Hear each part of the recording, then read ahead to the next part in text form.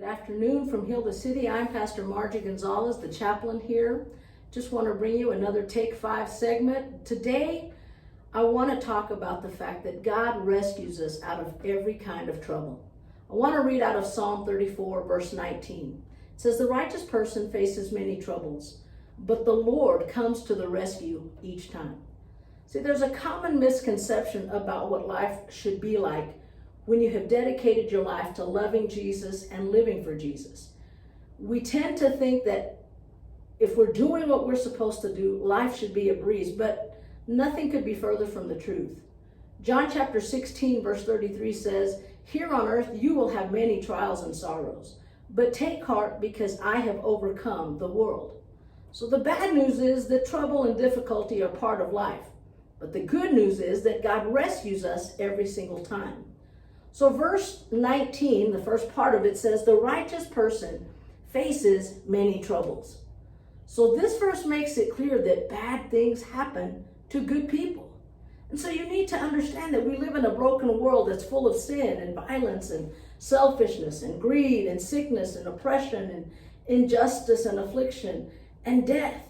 See, paradise was lost way back in the book of Genesis when Eve decided to take that famous bite of the forbidden fruit.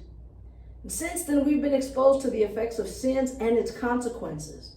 And that means that we have to deal with all of the problems that sin creates for those of us who are still trying to live in this fallen world. And for us, life is not a paradise. And so this verse says that the righteous person faces many troubles. I need you to understand that it's not always just bad people that experience consequences for their own sins. The overall effects, the overreaching effects of sin touch all of us. And so suffering is simply part of life. But God promises to work everything out for our good, including the troubles, including the difficulties. And so as God weaves the fabric of my life together, the good and the bad, they form this beautiful tapestry of color and design. And he works it all out to become this beautiful tapestry, as I said. And so I might experience trouble, but he works it out, like I said, for our good. So the second part of this verse lets me know that the Lord comes to the rescue each time. In other words, every time that I'm in trouble, God will come to the rescue. Now pay attention, because God never says that I won't have to go through trouble. He simply says that he will rescue me every time.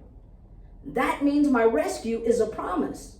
It's guaranteed, but you need to know that rescue doesn't mean that he will take me out of the trouble necessarily. It often means that he rescues me on the other side of it or in the middle of it. But rarely does he allow me to just bypass it. In fact, if you look at verse 19, it says that we face many troubles. I don't get to avoid the trouble. I don't get to bypass it, like I said. I don't get to go around the other side of it. So don't expect your rescue to be the way you think it should be. Don't expect your rescue to be in your timing.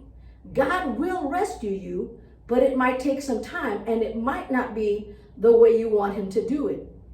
So ultimately, you and I have to just learn to trust God to rescue us in his way and in his time.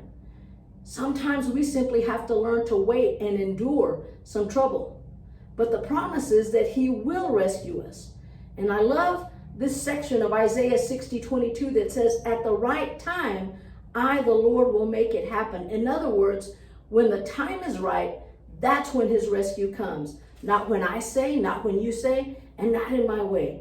So today the question for you is, will you trust God to rescue you in the midst of your trouble and difficulty?